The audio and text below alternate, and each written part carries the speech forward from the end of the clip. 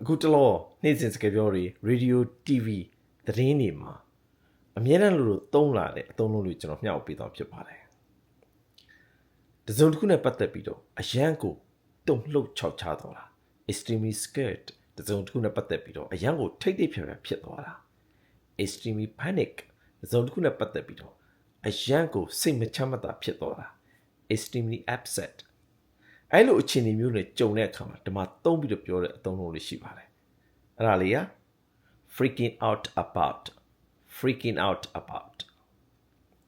everyone is freaking out about what's going on in LA LA မှာခုလက်ရှိဖြစ်နေတာနဲ့ပတ်သက်ပြီးတော့လူတော်တော်များများထိတ်ထိတ်ဖြက်ဖြက်ဖြစ်နေကြပါတယ် She was freaking out about losing her job သူမကတော့အလုပ်ကိုင်မဲ့သွားတဲ့အတွက်ကြောင့်တော်တော်လေးကိုစိတ်မချမ်းမသာဖြစ်နေပါတယ် He is freaking out about the exam tomorrow မနက်ဖြန်ဖြေရမယ့်ဆောင်းပွဲအတွက်သူကတော့တော်တော်လေးကိုကြောက်ရွံ့တုန်လှုပ်နေတယ်ဒီနေရာမှာသတိထားမှာက freaking out about ကိုသုံးလို့မယ်ဆိုရင် extremely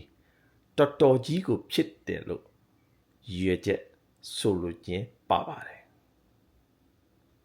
freaking out about နောက်ဗီဒီယိုမှာတွေ့နော်